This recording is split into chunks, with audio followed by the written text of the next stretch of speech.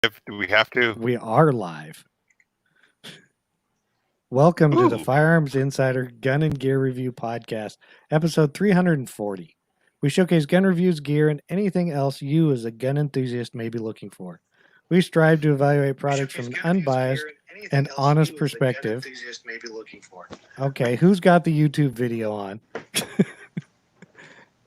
I'm your host, Chad Wallace, and tonight we have lights, lasers, pistols, and listener Rusty joins us for his review on a Canik pistol. So, as you can guess, with me tonight are Tony, Rob, Zane, and of course, Rusty. So now comes the fun part. What did you guys do in firearms last week, this week, whatever? Sometime in the last future. I know what Tony did, but he can tell us all about it if he wants. Well, what I did was I had the diversity shoot at the Heritage Guild in Easton, PA. It was wonderful. We had some great folks come out, shot some cool guns. I had the High Tower Armory 9022 there. So that's a 1022 that's inside a bullpup chassis that makes it look like a FN P90 with a suppressor on it. And we had a bunch of new shooters and some shooters that weren't new but were intimidated by louder guns, and they jumped on that little 22 and had a great time. And then I had the High Tower Armory chassis that was wrapped up on a High Point 9mm. And even the RSO wanted to get in on that business because it just looks so freaking cool. Plus, I have the lights and the lasers on both of them. So that was just fun. I got a bunch of pictures. And then Sunday, I went skeet shooting with New Jersey Gun Forums or New Jersey Firearms Forums. I forget which one it's called, but had some cool fun and ran into Slav Guns. If you guys know him from YouTube, if not, that's okay. Really cool dude, and ended up shooting a cigarette trap. Excuse me, a Vepper with a 12 gauge Vepper trying to hit trap. I nailed one, but the person who never shot skeet before went 5 for 5. He never shot a shotgun, never shot skeet.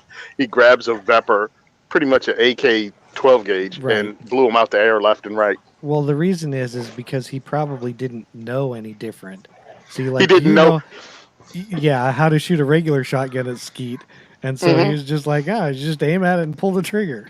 And he was nailing it. I was like, I've got nothing. I've got nothing. And then they had a Beretta over and under. I bought that over and started shooting that, and that was fun. And then we had some kids from Britain, the UK, and they were there like young guys, and they were just nailing it. So it's a fun sport, and we had a lot of people involved, and I was really glad to be there. Awesome. So, Rob, did you do anything? Oh, go ahead, Rob. Yeah.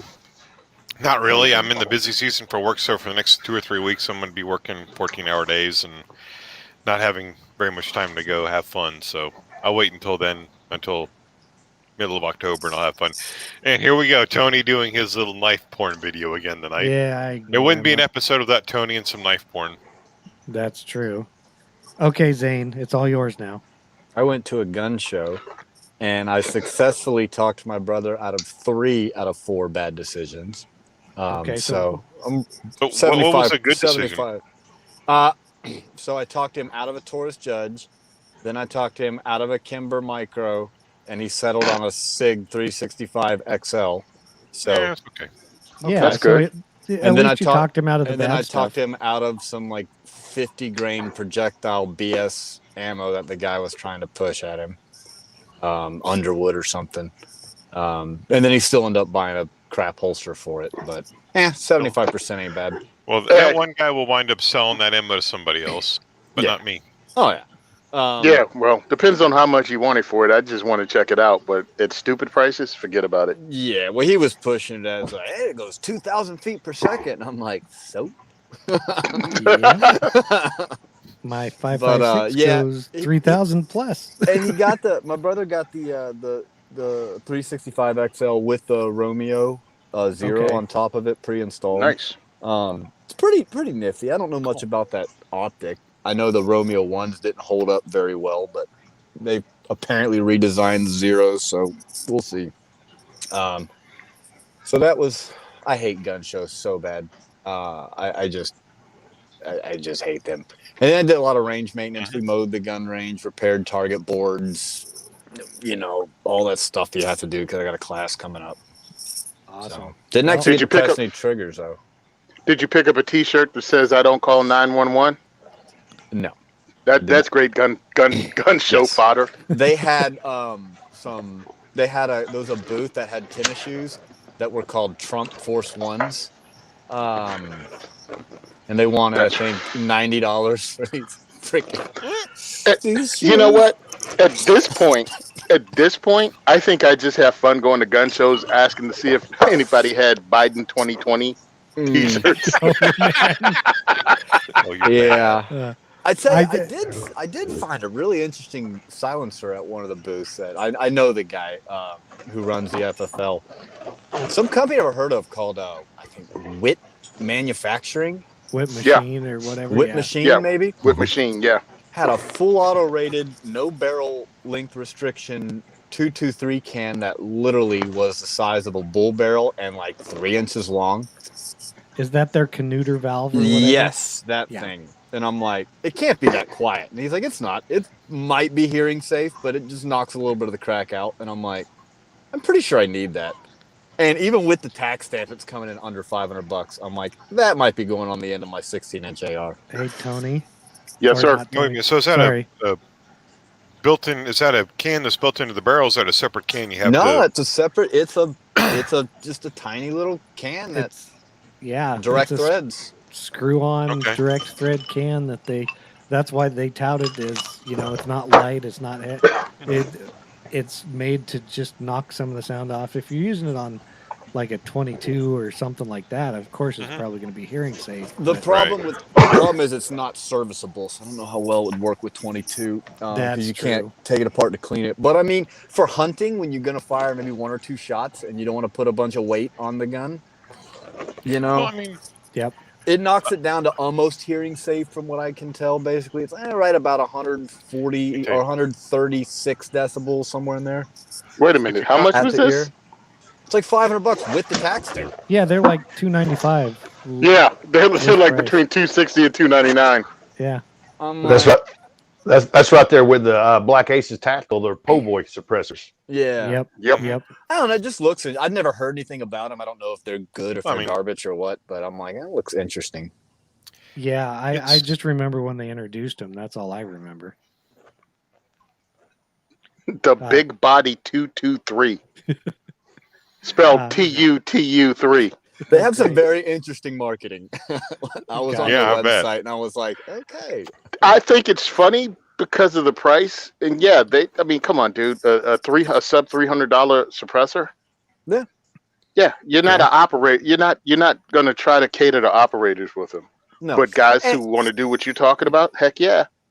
If you want to walk around the woods looking for deer and you don't want to wear hearing protection, which most of us don't when we hunt, even though you should really never press a trigger without hearing protection, it makes sense. Or just to have on the end of the gun that's your home defense gun and not add a bunch of length and weight to it. I can see a niche use for it. Again, it could be trash. I don't know anything about the product, but or just buy that, get that hearing thing that Chad got a couple weeks ago that he's going to do a review on probably in 2 or 3 months. What Which the- one? The set of ear protection, the electronic Oh ears you bought. yeah. Those that we talked about a few weeks ago. Yeah.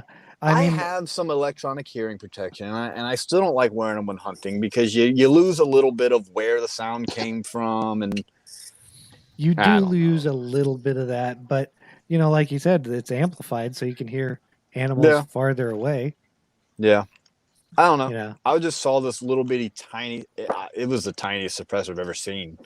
Right. But I don't know. I'd like to shoot it. I don't know. I know the If guy, it's- so I'm gonna see if I can't get him to come out of the range with me and bring one sometime, just so I can shoot That'd it. I be would- cool. I would say if it's not user serviceable, I do rifles. I would not do 22 long rifle with it. Well, Yeah. it's designed for 223, and it's not Yeah. designed for 22. I mean, you could, Because, I guess, tell like, you, put it in an I've got- ultrasonic clean or something. dude, I've got 22 caliber cans, and I run 22s through them. When I get home, you just got about use a dowel and a hammer to Yep. knock the baffles out. I'm sure Chad sees that when he does his. Yeah, if I run 22 through my 9 can, which is usually what I do, and it's usually on the subgun, that thing, you get 500 rounds through that thing, and you're pounding it apart. I have a Mhm. literally it comes apart, but you still have to pound Yeah, the good luck. baffles out. I usually Giggity. like hose Nice. it down with some like Croil or something, let it sit for a few days, and then pound them out. But And this is made out of 416 steel, so you can throw it in sonic cleaner. that's true. It's not aluminum, so okay. I mean, we could throw that maybe in the show notes for in a later date. Well, we've talked about it originally when it Did first we? came out. I don't but- pay attention. Yeah, Glad one you of us might paying have- attention. No, I'm thinking you might have not even been on. So Probably not. Probably. probably not. So, Rusty, did you do anything cool or fun or exciting? Well, the last month I took one of James Yeager's classes, a tactical response fighting pistol class, which was very interesting. A lot of good useful knowledge there. And on a Bowers Group can that's sitting in ATF jail right now, and I got the Verse 375, and then just been building a lot of ARs right now, AR9s, AR22s, just doing different stuff with them and dry firing. Yeah. Well, I appreciate you guys like Tony and his Kershaw knives and you and your Bowers Group suppressors buying these Oregon products, to help our economy out here. Well, you Well, need it now, don't you? After I got off the phone with Tom, I felt obligated to buy something after a 2.5-hour conversation. I was going to say you ask him one question and you're on the phone for 2 hours, but he knows his stuff. I will. Oh, yeah. I will say. Oh yeah. I will say. So, yep. And let's see. What did I do? Oh, I loaded up some 243 ammo because this Saturday, our friend of the infamous off-road podcast, Aaron, is having a friend shoot up at his place, which is like an hour drive for me. So I'll probably see that guy named Ryan we're not supposed to speak of because he skipped out on us. I think he's coming down for it. Then I went to the range because I had to chrono the stuff and make sure my zero was right. Chrono, what I had was off, but the zero was only like half-inch low. So then I shot it. So I shot it at 100, and the range only goes to 200. So I did exactly what my Straylock Pro says. Dialed it up 15 clicks, shot it at 200, and it was dead center. So I must have got stuff right. And then that Streetlock Pro is a really good app. Yeah, and then I was bored. They have steel plates at 200 yards, and they have swingers, so they got a 2-inch swinger, 2-inch plate swinger. So I hit that a few times before I went home. But yeah, so it was shooting good. Next week, I guess, or this Saturday, I'll have to go shoot it some more. So there Oh, is and I that. got my truck fixed from my last not hunting excursion. Oh, your deer? You got your deer fixed? You're hunting. Yeah. I did buy a milling machine. I've been doing a lot of 80% lowers. It's been fun. Nice. Must be nice not to have your state attorney general suing companies that make 80% lowers. Yeah, got to move to Tennessee. No, Mhm. no, not doing that. I'm staying here and fighting a good fight until I get You gotta enough fight of it. the Then fight. I'm moving. And then I'm moving. Well, that's good. That's good. Wait a minute. I mean, see, Tony, I don't worry about you, but my problem right now in Florida, we get all these daggum New Yorkers and New Jersey people that move down here, and they want to take their politics, and that's not the way we do it back in New York. Well, Well, then go to hell back to New York. That's what happened in Oregon too. We had all those Californians move up here. Keep your ass in New York and New Jersey. Oh Don't my come down here God. and put the same crap down. Man, you keep Dude. speaking with that accent, man. You're gonna have somebody put a hit out on you. How do you think Texas feels right now? Like they just had like 60,000 people leave California and move to Texas. Yeah, All I got to exactly. do to get Yeah. rid of them is just get rid of medicinal marijuana. They'll be But like, oh, here's- we're going back to California. Here's the crazy part, though, about living in New Jersey. Everybody goes, yeah, the people from New York and New Jersey. No, New Yorkers stream through Jersey first. They move here, wreck this place, and then take their virus elsewhere and destroy wherever they land at, finally. God, Well, haven't a lot of people moved from New Jersey to Pennsylvania because of the taxes? Mm-hmm. Yeah, and they put the same way that for the same crap that they keep on. okay. Well, All right. now we're done. Now we're done with that. We'll get into the announcements. For now, you can go to thegunandgearcult.com if you want to pledge your support for us. Our bandwidth sponsors, our buddies over at Patriot Patch Co. They probably have bunches of new patches. I always see that. And join the patch of the month club. October's is the Wrapped and Strapped, which I officially said was Ryan with an M11 and an Uzi, and I'm sticking with that. So that's what it is. It's pretty cool. I don't know if it glows in the dark, but that's irrelevant. If you're shopping Amazon, please use the firearmsradio.tv/Amazon affiliate link. And we also have Matador Arms and Amend 2 affiliate links if you are buying stuff from them. And because, we don't know what's going to happen tonight, Rob is here to be famous for another 5 seconds. Yay! The views and opinions expressed in this podcast are those of the individual co-hosts and do not reflect the official policy or position of the Firearms Radio Network and or their employers. This is not legal advice, nor should it be considered as such. Viewer discretion is advised. This is especially true on live shows. And when we have new people on that don't really know the rules. So, I got through that without screwing up too bad, didn't I? You nailed it, buddy. You All nailed right. it. Woohoo! You were done before I even knew what was going on. Hey, and now for his review of the Canik TP9 Elite SC, here is super listener Rusty. How you doing, No guys? pressure. No pressure. I'm very nervous. No pressure. We'll try not to interrupt. All right, that's fine. Yeah, too much. Yeah, we'll try not to interrupt. So here's the Canik. I don't know if you guys can see it. This little gun right here, I've been wanting one for a long time. And I am a Glock person. I'm not saying I'm a Glock fanboy, but I'm a Glock person. I have like 6. And I bought this one compared to the Glock 19. And after doing a lot of reading and stuff, I really wanted this gun. Just from the tungsten steel part of it is what I wanted, the color of it, the Cerakote. It's just a little bit heavier than like the Glock 26s. It still has like a 4 1/4 inch barrel, 4.19. The price was what's right on it. It was $399, and it had the optic cut, which was the biggest thing I wanted. So I didn't have to have the slide cut on my Glock 19. I did not want, compared to the Springfield, the XD series, whatever their junk is. Oh, I'm sorry, XDS. I did not want that at all whatsoever. But this one comes with the 12-round magazine, and it also comes with, this one has the PK extension on it, and then it also comes with a 15-round magazine. And it really sets real nice in the gun, gives you a full grip if you can really get hold of it, and you don't get a lot of bite when you if you're doing reloads and changing mags. I didn't have any problems with that. It's got a nitride coat finish on it on all the parts, and it's actually Cerakoted over the top of the nitride. It's a little heavy, but I carry it in a crossbreed holster, and I'm new to the hybrid holster. I've always carried Kydex, but it carries very well. I've been carrying it about the 4, 5 o'clock position. It's really good. It's like 1.7 pounds is what the total is. I'm not sure what that is in ounces. So let's say 20 something ounces. It feels a little bit heavier than the 26, but it's a little bit shorter than the Glock 19. I think the overall length is 7.28 inches, and then it's like 5.2 inches tall. It is really good. The sights on it, I don't know if you can tell. It comes with the fiber optic sights on it already, and then the rear sight is, it's really nice. It's kind of reminds me of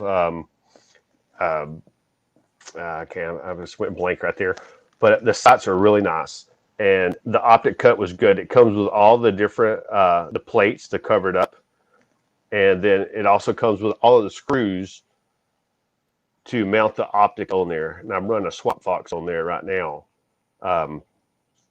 Their Shield version, and it's a Shield footprint that's on this right here. It has a great natural point of aim. Kind of reminds me of like an FN style. The 509 is what it reminds me of when I'm holding it, and it actually has a better grip angle than the Glock does. Because that's one of the problems I've had issues with my Glock 17 is when I mount an optic on it, I had to adjust my grip differently to see the dot. With this one, I do not. It's a natural point shooter. It's Yeah, at 25 yards, this gun is on, and for as short as the barrel is, it's really really good, and that's saying a lot for me. The trigger on it is phenomenal because we all know when you get a Glock, first thing you do, you rip the sights off, do a trigger job on it, or you just work the trigger a lot until you get where you want it. This one right here, it has a great trigger. It's really nice. Just a little bit of take up, and then the reset on it is very audible, and it's very short, and it works very well. And I was very surprised that the gun shot as good as it does. And for $399, I was thoroughly impressed. I thought this was going to be something else I just threw in a safe and didn't shoot as much. But I've been carrying this gun every day for about 3 months now, and I've been really impressed with it. And it carries very well. Like I said, it shoots phenomenal. And I'm trying to think. I put about 500 rounds of tool ammo through there, the steel cased. And I never had a hiccup one time with it. I took the gun apart, I sprayed it with a little ballistol, I wiped it off, I put it back together, and I run that ammo through there, and I haven't cleaned it since, and it's still kicking. And I mean, it hasn't hesitated one bit. For anybody that's looking to get into the red dot market, I think this is probably one of the better options, in my opinion, on the market because it's already optic cut, and it has the tall suppressor style sights on it, and they're fiber optic. The machining on there, it has the front serrations, the rear serrations. The grip on it is really nice. It's not really textured a whole lot on the front strap, and the back strap it is, but you get a nice purchase on there, and it doesn't slip around because I mean I'm in Tennessee and there's a lot of humidity, and shooting it your hands get sweaty out here in the summertime, but the gun it doesn't jump around as much as I thought it would. And it's a lot better shooter than my Glock 43X is. And I mean, it's a phenomenal gun. It's really a game changer for the red dot market for people that want to get into something and get something small, subcompact to carry on a daily basis. Do you have the show notes up by any chance? I do not. I've got Okay. I meant your review, actually. Oh, I've got it in my hand. Okay. I was going to say eventually you can go through the key points and stuff, but I actually had a question. That grip frame, it's slightly shorter than like a G19, correct? It's more of a... It is. Okay, that's what I thought. It's more of like a 26 length or a little longer. Okay. Yes, it's compared. If you put them up, it's probably about 3/8 of an inch shorter. Okay. Yeah. I was just curious. I was like, "What? This is subcompact." So okay, that's all I needed to know. This gun's made more to compete with like the 365 sized guns, right? It's a little bit thinner than like a Glock 19. No, it's not. It's actually it's not. No, it's not. It's just as thick, but it's shorter in the barrel and the slide length, and it's shorter in the grip frame length. But it's cut for the RMS shield. Yes, optic. It is. Okay, interesting. All right. And it comes with the holster. It comes with the cleaning kit. It comes with all the screws. The if you don't want to run the optic on there, it has the mounting plate, the cover over top of it. I mean, it has everything in the box ready to roll. And the holster it's not the greatest holster, but it will do inside the waistband or outside the waistband, just change the clips around on it. That's cool. That's cool. So the target market, like on your 8 key points, the target market, new handgun owners, anybody that wants an optic cut pistol, that was a big thing for me, is because I just bought a slide from another company for my 17, and we all know how much a slide and optic is. So for $399, I've bought a complete pistol that's already cut for an optic. Concealed carry, it carries very well. It's a little thick. It's thick like the Glock 27, but it's great. And the trigger is just phenomenal because every Glock I get, I take the trigger out of it and I replace the trigger. And but the trigger is great. It's small, the Cerakote on there on the slide, and then on the front, on the slide is great. The nitride finish, it's snag free. I haven't had any problems even with the optic drawing it, and I do a lot of dry firing with it. It's just a very small, compact package that's big enough that you can get your big hands around. Even and with the 15 round mag in there, it has a full size grip that you can grip, and you get all your fingers around it. And then there's still a little bit more left in the bottom. And I actually carry it with the 15 round mag in there because I bought a few extra 15 rounders. It's a great gun. What's the cost on mags aftermarket? I think I paid Gun Mag Warehouse. I think I paid $30 a mag for it. It's not bad. That's not terrible. No. It's about par for course. The Swamp how's Fox the is Swamp doing Fox great. holding? Is doing it. I've got, like I said, I've run 500 rounds through the RMS. This is the third Swamp Fox I've bought. The first one has 3,000 rounds through it, and it's still holding 0. So it's doing great. And the other one's beat up, and it's doing great. This is the Liberty, and the other one I have is the Justice, and it's doing great. What a deal. So what did you rate this thing? I gave it a 9 because I think that because I've spent a lot of money on guns, and I wind up always adding extra when I see something, and then you start adding in the price wise. Like if the Glock I have with the optic on it, I probably got $1,300 in it by the time I change everything around. And this right here with the holster, the optic, and the gun, I probably got $650 in it.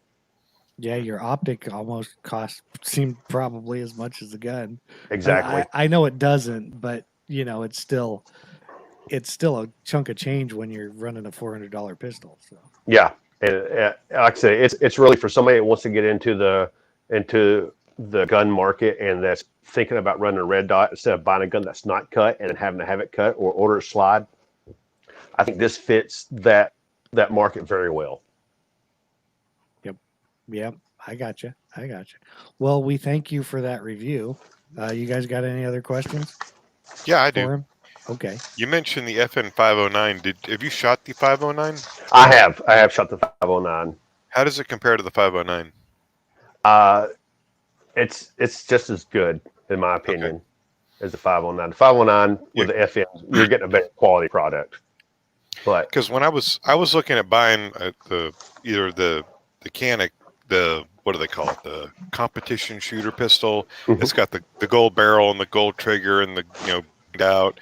Super nice setup. But they wanted the same price that I bought my 509 for that had a red dot already installed on it. So I went with the 509 with the red dot. I think they were $9.99 the last time I looked at one right around there with the red dot, and it was the Vortex Venom on there or whichever one they had. Yeah, but the biggest thing I liked about it was the grip angle. It felt like the 509 or kind of comparable to like a 1911 grip angle. When you extend it out, it was there already. It was like the sights were lined up, even with iron sights, and then even with the dot, it was full field of view. Nice. And that's a big thing. Yeah, I mean, I shoot the same way with like Glock pistols.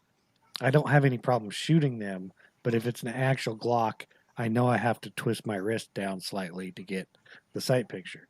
That's me. Everybody's different, which is part of the reason I like polymer 80s because, you get the same type of deal. It's a 1911 grip angle. And some people say, well, grip angle shouldn't matter.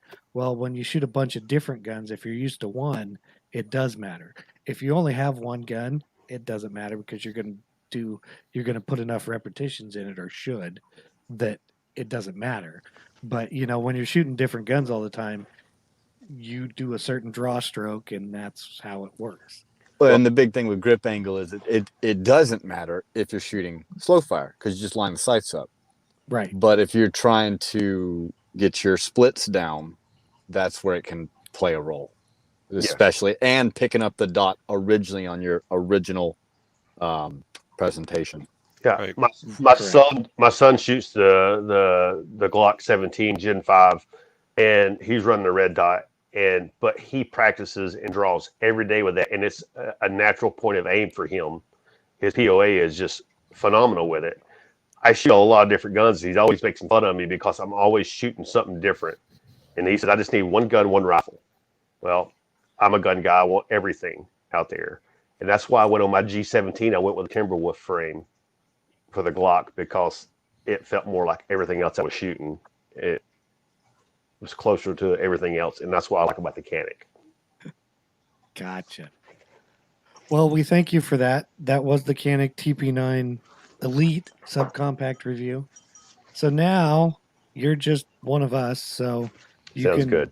tell me what I'm doing wrong, which is what most everybody does. Shorter You list can would pick be on- what you're not. Yeah. I'm not doing what? What you're not screwing up on. A shorter list would Yes. be what you're not doing wrong. Exactly. See, I'm doing stuff wrong. So now we're into the product spotlight and discussion. First up, Surefire XSC weapon line. MSRP is $329 on this thing. Basically, as of right now, as I understand it, it's the only light available for the micro compacts with a rail, specifically the new Glock pistols, even though they make it for the P365 and the Springfield Armory Hellcat. But it's one of the few that will work on the new 4348X with the rail, because for some reason regular ones don't work. I guess the rail's too short, or Probably wrong thinner frame, be my guess. It is. And so this is the first one to come out with their light. It is 350 lumens, so not spectacular, but it's a pretty small light, so you can't really give it that much bad for that. But it is also only has a runtime of 30 minutes. It has a peak intensity of 2,000 candela, and they rate it as a distance of 90 meters, which, as we all know, means maybe 50. At 2,000 candela, maybe 12 meters. Okay. Well, this is why we have Zayd on here. It is aluminum housing, hard anodized. You know, it has a proprietary. I don't know what's wrong with me tonight. I drank too much whiskey. Boy, that's almost like saying ambidextrous. I know. I don't know what my deal is lately. Rechargeable lithium polymer with 3.7 volt battery. So it's not like you can put CR123s or something in it. You have to use the rechargeable battery. So there you go. It does have ambidextrous. See, I can do that one. Switching, momentary and constant. Every time I see one of these little lights, I look at them and I'm like, okay, I understand, but can I get more lumens, please? That's what I always ask. Brighter is better. More candela. I'm like, I have an old Surefire 6P incandescent bulb that I think puts out 350 lumens. But I really don't know, but it's better than the 150 lumen ones that some of the other companies are touting. I'm like, yeah, that's definitely not much, but the 350 I might be able to live with. I'm not keen on the price because it at an MSRP of $329. I really wish I could I would rather, in my case, just buy one of the regular 43Xs and 48s and then get one of the lights that's specifically built for them, because I think I can do better than this price-wise with the same amount of lumens. Well, That's my opinion. I'm just gonna run a handheld with a smaller gun. Yeah, that's what I do, actually. When I carry a smaller gun than a Glock 19, it's because my mode of dress or what I'm doing athletically requires more movement or more concealment. So I'm not going to have a light on it anyways. I'm not going to have a light that's a third the power of my handheld. I'm going to be just using my handheld anyways. So I think Surefire kind of missed the boat on this, kind of like Tragicon did a couple weeks ago. Yeah. Yeah, I really think when Zane is rocking his little black dress, he really needs something, and keeps the subcompact. I say the same thing though. I mean, if you have a small gun, because with the clothing you're wearing, and then you bulk it up with a light, and you're adding weight to it, I mean, what are you really doing? And again, when you only have, I mean, I know we're saying it, and it's like, you know, if we jump back 5 years, 350 lumen is a lot of lumen, but guess what? We're not there anymore. I mean, No. I have handhelds that do better. So yeah, I'm in agreement with it, and of course, we know politically where I stand with Surefire. Yeah, Right, excuse me, where Surefire stands politically. Right. The other thing is, I think for a duty gun, like if you're a copper, then I think you should have a light on your gun. I don't think it's nearly a big of a deal for concealed carry. I mean, I carry one with a light on it every day just because I can. Yeah. But I really, if you're not getting, I'm assuming this light doesn't have any hotspot. It's probably all spill based on that Candela rating. So you're not going to be controlling anybody with it. You're not removing visual cortex with it. You're not bouncing this light off of walls or ceilings because it just doesn't have the intensity to do it. So just use a handheld. I mean, or get a bigger gun with a real light. Like, yeah, well, if you're going to run a smaller gun and you're going to run a reduced recoil lot, have a reduced recoil price. That's what I look at. Sorry, Zane. But nah, you good. You good. The Someone already made that joke in the comments. Yeah, the 329 is a little too much. I mean, compared to like the O lots, which are like $90. I know they don't fit that, but you get 3 times the lumen and more candela for a third of the price, and it runs just as good. Yeah, and I don't think anybody assumed Surefire was going to come out with an inexpensive product, which is why I use Streamlights, that and because of their political stuff as well. And I think they're almost as good as Surefire and a third the price. So yeah, that's where I'm at. I'm with you, and I'm guessing that Surefire just happens to be the first light company to come out with one for these. I'm sure that, you know, the rest of the companies, the rest of the other 3 or 4 will come out with one also that's comparable. But here's the other thing though. They're going to sell a crap ton of these because everyone is going to put them on their guns. So, you know, I say that maybe they missed the target market, but I don't think they did. I don't think I'm their target market is the difference. And that's the thing is I really think that newer gun owners might be their target, plus people that, you know, need it, or, you know, there's lots of different things, but, you know, people kind of not brand new, but in the market think, oh, this would be great to put a light on my firearm and carry it, because really it doesn't add that much to like a 43X. It's not like it's super large. No, and you're going to see a lot of people use it for a nightstand again because, you know, 300 lumens is plenty in the house, which that's a whole different argument. Isn't a nightstand gun like a rifle? In my case. Okay, I was just curious. I mean, I don't have little kids anymore, so I'm a little curious. There's an argument to be made about, you know, whether that's enough light to PID and a whole bunch of stuff that is pretty much been settled elsewhere on the internet, so we don't need to rehash that out.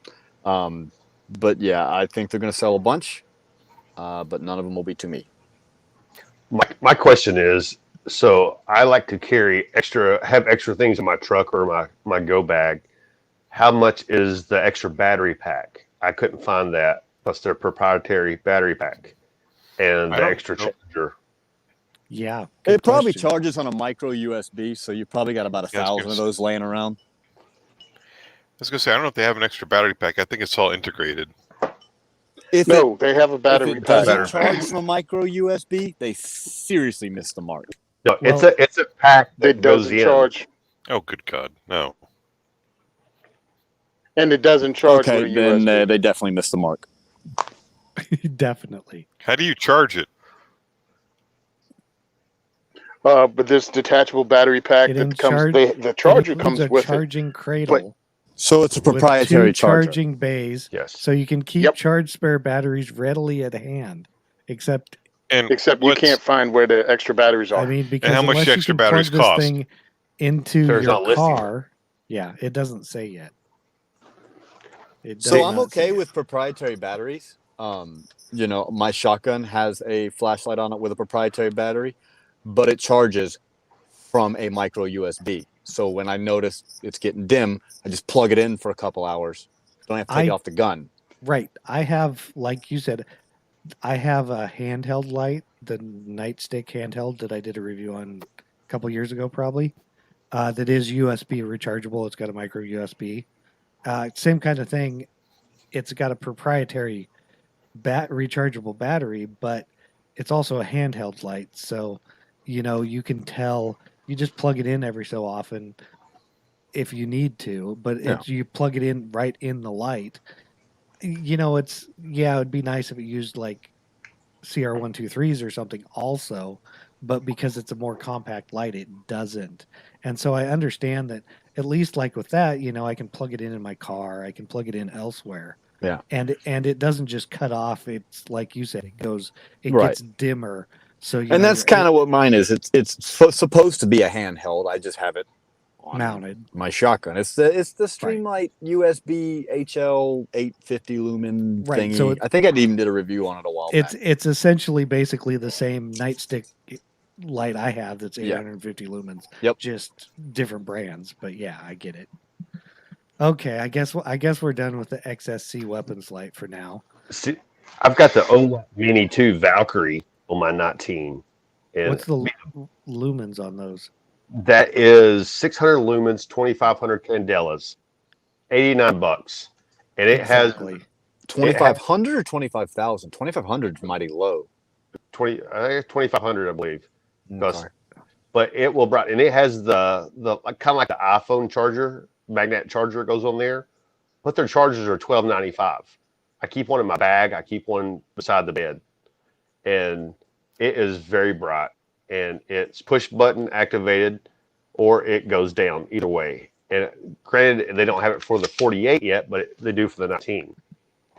Right. But if they can do that for $89, they can definitely. The 329 is way out of the price range. Yeah, I'm at for in the house. I want at least 10,000 candela on my lights, and for outside the home, I prefer 15,000 to 20,000. But I just can't really get that with a pistol right now. Right. You know, but even in the house, I like a really good hotspot because I can use that hotspot to do all kinds of stuff. You know, so this little 2,000 candela 300 lumen is not. It's just not useful for me for anything. I'm just going to use my HLX handheld, and you know, with my little therm switchback on it. And we're just going to go to work with that. Yeah, because that's rocking at like 27,000 candela. Yeah, I think it's I think it is 27,000. Yeah. Yeah, I'm looking at it. I'm not that smart. Okay. Fair enough. I have one of my rifles, 27,600. I have one right over here on the dissipator. So yeah, I feel the same way. Hey, more light is more better. Yeah, no kidding. No kidding. So, and if you listen to the show before, from the early days, yes, I've changed my mind on that because I've got more experience running low light classes. Gotcha. We all change our minds. Even I've been wrong once or twice. It's very rare. Yeah, I like every other day, but that's okay. Tony and I are married, so we're wrong all the time. Yeah, pretty much. I don't even try anymore. Wait, to each other? No. Oh, he's the little spoon. He is an organ. Obviously, he's the little spoon. That's obvious. Yeah. Gotcha. Okay, so we're on now to the Viridian HS1 hand stop laser. MSRP is $179 on this thing. I saw it released, I don't know, 3 or 4 weeks ago, but it's for an AR style rifle. It does mount via M-lock. I'm not usually keen on lasers, but in this case, I thought it was because it doubles as a little finger stop, not really a hand stop. I thought oh, this would be kind of cool to talk about and tell people it's out there. It does have dual pressure pad activation buttons. It is adjustable windage elevation. Like I said, it is a green laser. Battery life is 1.5 hours consistently. It uses a 1/3 N battery, which, yeah. Let's see. It says mounting rail. It's up to 100 yards in daylight and like 2 miles at night. It says it's got a 7-year warranty of all things. I don't know what Tony's laughing at yet.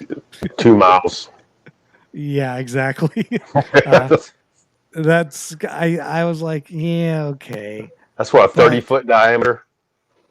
Yeah, it might be. It might be even bigger than that. Who knows?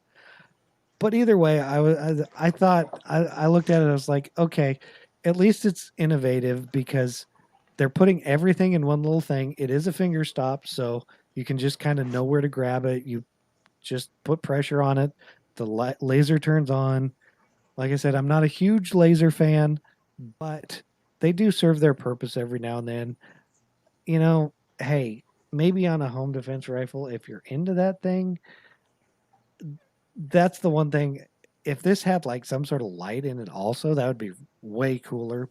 But who makes this again? I missed the company name. Viridian. Viridian. Okay. They're pretty they make lasers. I know who Viridian is. Yeah, so I just thought it was kind of cool. It's not something super special. Some people like lasers. Once in a while, I can see a use for them. Most of the time, I'm like, nah, it's a laser. So where I can see this product shining, no pun intended. No, yeah, I was gonna say is for super short carbines, ARs, quote unquote pistols, whatever. Yes. So I do not have backup iron sights on my 4-inch 9mm AR because your PCP, right? Because there is not room for them, and Ah. it's a secondary aiming system, and so it's the first thing that goes. My light is more important. My sling attachment is more important than a secondary aiming system. If I can throw a hand stop on and get a secondary aiming system that doesn't get in the way of all my other stuff, great. You know, so I can see it shining for something like that, maybe. I'm not a fan of lasers either, at least visible lasers. Now, if you want to start talking about IR stuff, yeah. But yeah, I'm not a huge fan of visible lasers, but it could be a decent way to get a secondary aiming system on a super short PDW pistol, type rifle. thingy. Yeah, I can see that. That makes perfect sense too, because you know you can mount your light on the side of the rail, so to speak. You know, your thumb's right there. You're going to get position, and you have a secondary aiming device. Yeah, I mean, because as what's the saying go? 1 is none, 2 is some, 3 is better. Something like that. I don't think that's how it goes, but sure. No. Exactly. No. Exactly. So I have Olight with what is it, Balder Pro on it that has a laser on it also, green laser attached, and it's all in one. So I think that's pretty cool. I didn't think there was any use for a laser for the most part, except again, very niche use. But then I was I took the Costa class, and we were doing those unusual positions, you know what I mean? And that's when the laser came into play. Yeah. And I was able to use that. And especially if you're running like an LPVO, which you have a much smaller eye box and with a red dot, and you start getting into some weird urban side prone position, you know. Yeah, I call the position I'm on my back and I can't get up. So I fall in I can't get up position. So that's what I was in. So, but I had a Holosun because Modern Material provided a rifle for the class. They wanted me to run it. And of course, you know, it's like a 1,500 round class. So I got to run that. But I really got to check out a laser for the first time. And I went, okay, these aren't completely useless, but the price tag on them are really high for the most part. So this kind of knocks that price tag thing out of the way, gives you the hand stop. Not horrible, man, and doesn't take up a lot of room if you already have running one anyway. I liked it because of it's already under the gun at your 6 o'clock. You got your hand up there. A lot of people mount their lasers off to the side of their handrail, so you don't have to worry about your offset as much and like your point of impact. And that's what I really liked about it. And then it has an 1.5-hour runtime with the green laser, which is a big deal, compared to the red laser. And if you, like you were talking about, Tony, if you got a bad cheek wheel or no cheek wheel at all, I mean, it's an extra tool for you to use for short distance. Yeah, that was always a weird thing for me back in the military when they would mount the PEC 15s on the side of the gun. I'm like, no, it's supposed to go on the top of the gun. What are you doing?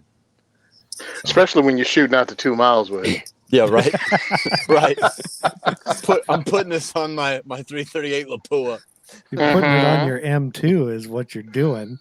That's what you need the laser for. It's got a 7-year warranty, which is better than most people have. Yeah. Yeah. I might true. actually check this out for that little monstrosity PCP I have, because I would like to have a secondary aiming system on it, even though Right. it's just kind of a toy. Now the cool thing is this: a lot of handrails have Picatinny rails at the 6 o'clock and 12 o'clock. So if you're going to use something like this is for M-LOK, but they have an adapter for it. So that's pretty cool. And it's like $13 that you can have a rail adapter to get M-LOK. So, excuse me, $24.99. Yeah.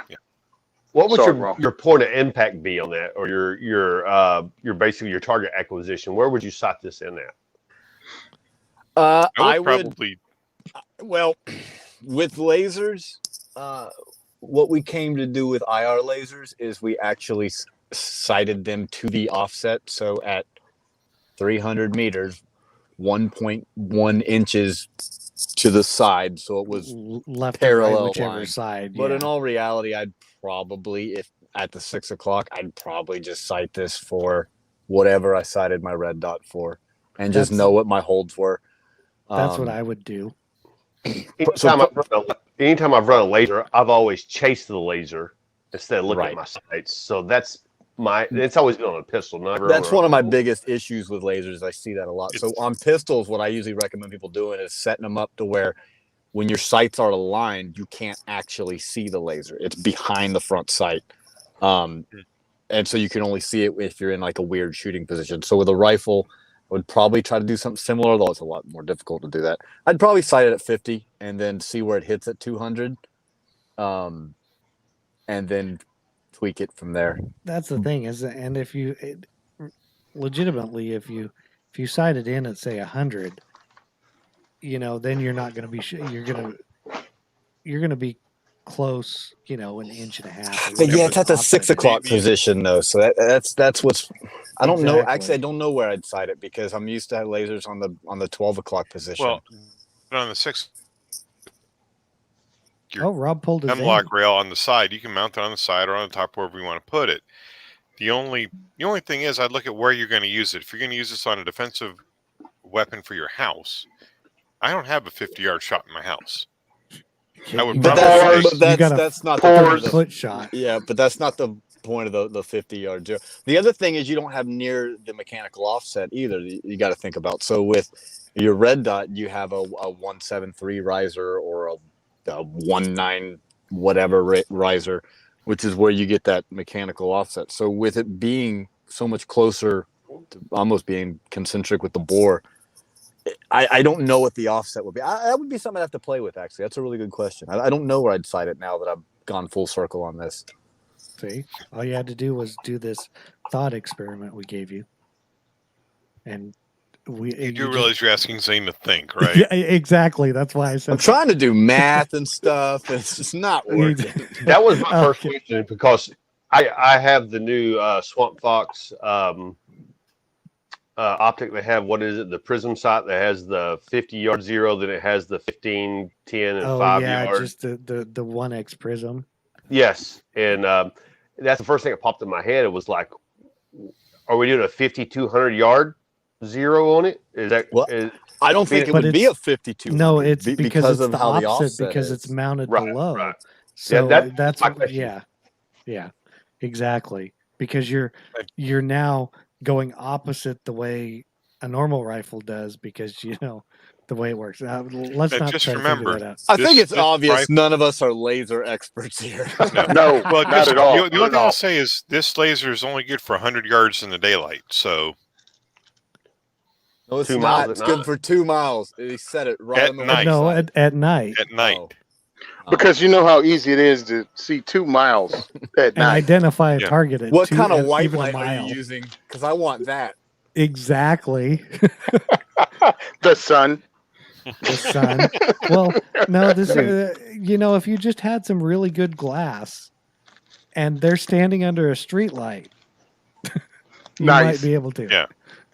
So This is okay, they're so not moving, and let's put the HS1 Viridian hand stop to rest now. We'll go on to something a little more that might actually be useful for this hand stop. Next up is the Galil ACE pistol. They basically reintroduced it again, or they're importing it again. MSRP is $1,849, which I think that's what's going to get most people. But it is the pistol version, so it's a true Galil ACE. It's got a little, reciprocating charging handle, but it is on the left side. It is a milled steel receiver. It uses modern polymers on like the handguard, and it looks like an SB4 style brace or something to that. It does use standard AR mags, basically. It's got a full-length 2-piece Picatinny top rail, tri-rail forearm, built-in slide on-off rail covers with pressure switch access. Of course, it comes with fully adjustable iron sights, and it does have a tritium front post on those. Let's see, what's it say about here? It's the SB47 pistol stabilizing brace, so produced for IWI by SB Tactical. Let's see, am I missing much there? No. Basically, it is in 5.6 NATO, semi-auto, of course. It is a closed rotating bolt, long stroke gas piston. It comes with Gen 3 mag pull, window mag. It is a chrome line hammer forged barrel. Barrel length is 8.3 inches. It weighs 7.6 pounds. It is a 1-in-7 twist barrel. And that's about all the info they really give on it. If the Galil ACEs are fun to shoot, in my opinion. They're kind of a cross between about everything out there. The AK, what they say, the Valmet, with some AR stuff thrown in here and there. Didn't Val Kilmer shoot one of those in the movie Heat? I don't think it was the pistol version, but I think he may have. No. Yeah, it was. I think it was Valmet he had. Oh. Who had the FNC? Oh, yeah, what's his name? Never mind. Dang. I don't know. It's been so long since Pacino? I've seen that movie. Yeah. Was it Pacino? Yeah, I think so, yeah. The only thing I know about Galil is in the movie Heat. Yeah, I've liked Galils since I was a kid because they were just a cool gun. The Ace came out. It's a heavy gun for the size it is. I mean, we're talking a 7-pound pistol. 6 pounds. No, No, 7. no. It's Actually, they have 6 written down. 7.6 in their weight. Oh, because some of them says 6 pounds on their website, but when you weigh it, it's 7 pounds. It is what it is. 6 without magazine. Without Now- that's right. I think they're pretty cool, but if I got one, it would be in 7.62 by 39 instead of 5.56. Only because you just lose all that velocity with the 5.56. It's got an 8-inch barrel on it, and an 8-inch barrel with a 7.62 by 39, you only lose like 100 feet per second compared to a full-length 16-inch barrel. So Yeah. that's what I figure. And then they 5.56 also, At an 8-inch, no bueno. yeah. So now you're just making a lot of noise, and you're not getting the best performance out of that round. You're getting 5.7 performance. Exactly. I mean, really, you are. And they also have a 308 version, 7.62 NATO version, But again, out of an 8-inch barrel, you're getting the same velocity or less than 7.62 by 39. Yeah, I that's true. The 7.62 version I think is probably a better option with the short barrel. But hey, this is the one I'm talking about, okay? I do like that it's a left-hand charge because for right-hand shooters, it's weak-handed magazine change, and you can still keep your cheek weld. That was my thought. I've never fired one, but that was my thought about it. As being a left-hand charge, magazine change. You don't have to break your line of sight shooting. And also the good thing is it does have last round hole open. So that's something that the other two versions do not have. Correct. So yeah, it's expensive, but one, you got a quality product coming from a quality manufacturer. Two, they don't have 60 years of making this particular firearm. You know what I mean? So it's not going to be, to measure it against AKs and ARs is really not fair because it's not the same at all. I mean, the number of manufacturers, all that. Yeah. And it comes with a lot of stuff. If you can get one right now, you should probably buy it though. If you're looking for one, yeah, you should definitely buy one if you can find it. Yeah. But I think Palmetto State offered them today. For like 5 minutes. Yeah. Yeah. So what did they want for them? Like $1,600 probably or something? It was the 1800, 1799, I think. I'm not exactly sure. I looked at three different ones today, 3 different websites. Gotcha. Well, which is going for MSRP isn't really in this day and time. Oh no, that's good. Yeah. And they have them, buy it. What I liked about it, it had the 2-piece rail on top, so you can mount the optic further back on the receiver compared to a lot of the AKs that have the forearm mount on the very front, the far end. I'm just used to having my sight picture a little closer to the box, a little closer to my face, and I like that it has that 2-piece rail. There's something people don't know though. One, that's a fat rail. I mean, it has a fat forend. Yes. It really does. That's one of the first things you know when you pick it up. You're like, whoa. I mean, but I think fat forend is in M16A2 fat. Yeah. That's the way I see it for the most part. Again, heavier than you think it is, but it has a lot of features. I mean, the night sights. Also, the rear sight does not come off, so you're going to have to work around that. It's milled. What was that? Yeah.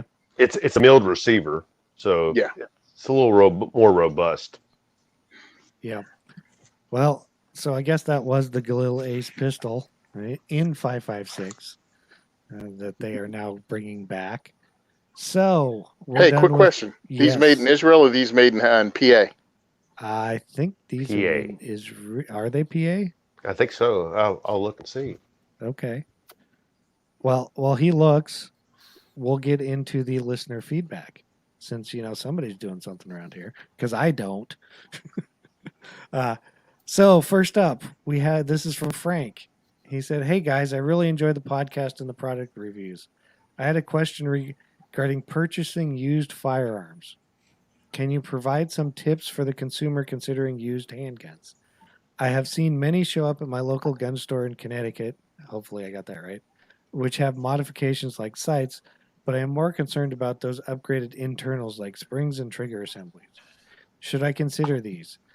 They do seem to be a good deal, but how would I know if they are reliable? So that is the question. Who put it in and who makes it? Like that's I know a guy. I don't know him personally, but I know of a guy who bought a real tricked out 1911, and it basically was a open bolt machine gun because of the trigger that was improperly installed. Yeah. Normally I don't care about sights and triggers, switching them out, but either I do it myself or I want to know who did it. And with a used gun, you're just not going to know unless now what you could do if you got a reputable gunsmith area, have him go over it and check it out. Or if it's a drop-in product, right? If it's a Glock with an Overwatch precision trigger in it, right? Okay. And And it's the other hard to thing- screw that up. The other thing too is you know, I don't know. I mean, if it's a reputable gun store, you know, they may have looked it over already, depending on who they are. But if not, and you're concerned about it, I mean, if you know it's like a trigger, well, you can probably have somebody install a stock trigger or that. As far as, you know, if it's a good enough deal, you know, it may be worth just swapping the trigger out and, you know, other stuff like that, because the trigger assembly is what's going to give you problems. You know, okay, springs, yeah, they might put lighter springs in like the trigger assembly. The other buy a- thing you could Well, do is call the manufacturer and be like, "Hey, I bought this gun and something doesn't feel right on the trigger," and they'll probably tell you send it to us, and they'll probably fix it for free. Well, I was going to say a while back, Glock had, and I don't know if they're still running this, but they had a thing where for $70 you send them the gun, they'll go through it and restore it to factory original, send it back to you. Right. Which, if you get it cheap enough, you know, stuff like that's a good deal. And also, when you're buying a firearm, it's also buyer beware. I mean, just be aware that it's your responsibility. Like if it goes full auto, that's still on you. So yeah, have somebody go over it, man. Exactly. Like in the show notes, somebody said, beware of scammers on arms list. Exactly. There's stuff like that, but I think this is more concerned. He's talking about local gun stores. So there is that. I mean, in my opinion, if it's cheap enough, it's fine. I bought one of the Filipino 1911 years ago because I got it dirt cheap because the safety was not working properly. You could reef on the trigger and get the hammer to fall with the safety on. I can't. You bought that from a gun store? It was a dealer. I can't believe they actually sold that. It was used. Yeah, but still, I don't think they pulled on. I don't think they pulled on the trigger hard enough to find out. Gotcha. Because you had to pull on it like probably 20 pounds, but I don't care what it takes. You shouldn't be able to make it happen. And I knew what was wrong with it. It was the safety itself, and so I spent $20 and fitted a new safety to it. But you know, for the price, I was like, I know what's wrong with this. I can replace the safety and the trigger, and still save $150 or whatever it was. So I did that, and then I shot it for like a year, and then turned around and sold it. But you know, having the knowledge to do that yourself, as opposed to take it to somebody, saves you money. If you had to take it to somebody, it's probably just worth buying a new one then in that case, unless it's a steal. So the best, in my opinion, is one of the best things you can do if you're trying to buy used guns is look for police trade-ins.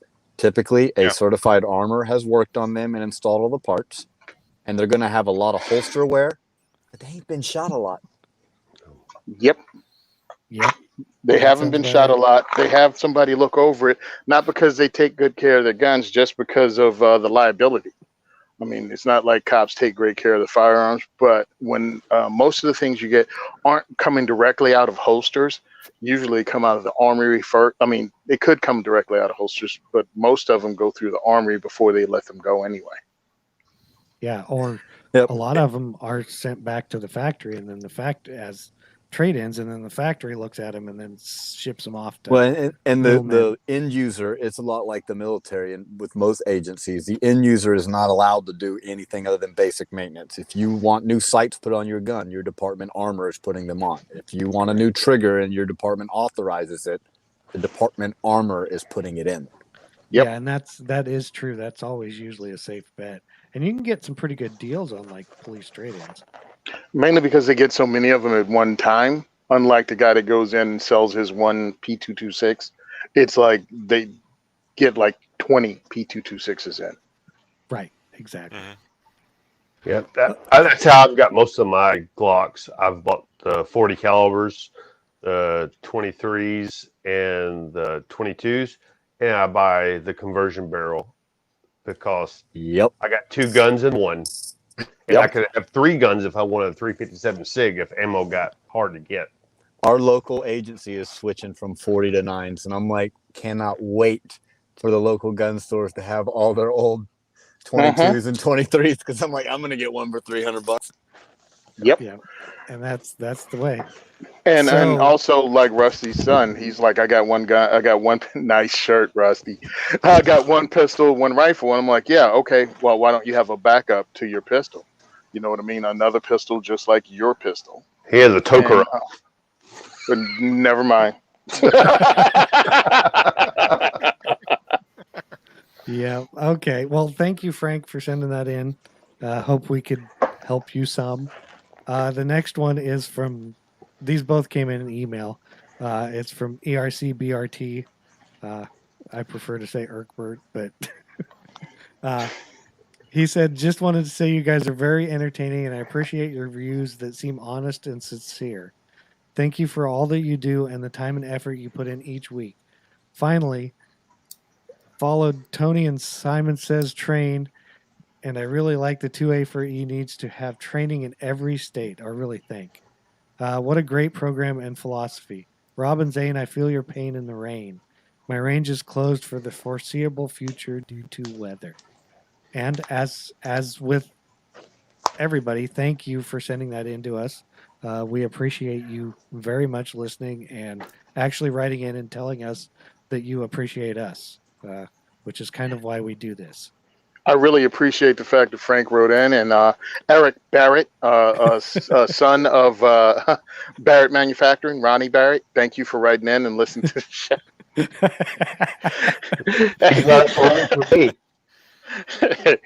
If you're gonna make something up, make it up like we got people in the firearms industry listening to this thing, bro. That's right. Hey, the Galil ACE is assembled in the U.S., made from a combination of U.S. made and imported parts with compliance with 18 USC. So it's Right. probably There you 922 stuff. 922 They got- compliant. All right, Yeah. Mhm. that's That what I makes was sense. wondering. That Yeah. makes sense. But since the entire lore is polymer and it looks like one piece, you get what you get. Yeah. Well, thanks for that, Rusty. Tony, you know what time it is? It's time for me to talk about the Second is for Everyone diversity shoot that takes place October 22nd at the Heritage Guild in Pennsylvania. I hope it don't is. know. You tell me. I hope that's what time it is. Yeah, we have the next diversity shoot coming up on the 22nd of October. It's going to be fun. It's going to be great. We're trying to get other manufacturers to come in. We're going to have gift bags just like we did last time, which was awesome. I have no idea when SIG's going to come back again, but I'm trying to get other manufacturers in to run a port and introduce people to their firearms. I actually am going to be recording the next Second is for Everyone podcast tomorrow. I had to get everything down and written down because, well, me. What else is happening? Oh, got the contest coming up. That's something else I'm going to announce tomorrow. So if you have a Planet Lovetron shirt, you're going to be entered to the contest between that's being sponsored by myself and Ursula Williams from Skill Set Magazine, and the Center Mass podcast is also providing some swag, and we're all going to put together a pretty good giveaway. I spoke to Erin Paulette over at Operation Blazing Swords and Pink Pistols, and she's going to be promoting it too. So if you guys between now and October 1st can show proof of purchase that you purchased a Lovetron shirt, you'll be entered too. We're going to do a drawing, and we're going to give some cool stuff away and have it mailed to your house. If you want to support the work we do at Diversity Shoot, and by the way, guys, you can go and watch my speech on the Gun Rights Policy Conference that was done this weekend with the Second Amendment Foundation. I'd like to thank them for actually having me speak. It was pretty cool. A lot of information was given out during that conference about the state of the industry, what's going on, Second Amendment rights, lawsuits that are coming down the pike, and a lot of other things, including like how YouTube can become an advocate and an activist. But if you want to support the work I do, go to diversityshoot.com. You can donate with GoFundMe. You can donate with PayPal. You can donate and become a Patreon. It's all up to you. And any help is appreciated. We got more giveaways coming from other companies that are signing up daily now. So thanks a lot. I appreciate you guys letting me be on the show and listen to me every week. I really do appreciate it. Well, thank you, Tony. Rusty, you got anything you want to say before we close this place out? Guys, I just feel honored and privileged to be able to come on your show. I I'm from Tennessee, and I love shooting.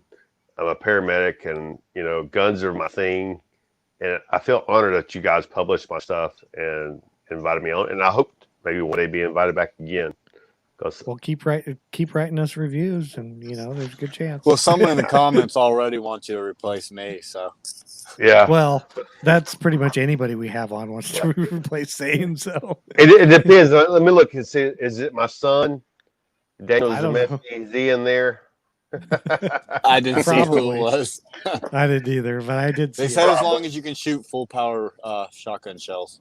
Hey, I've got like 5,000 rounds of shotgun shells I've been buying up, and so I bought a new Stoger over and under field grade model, and that's just like I'm low on 22s. That's what I've been using lately. So for Nice. squirrels. Squirrels. Oh, we just run over those with cars.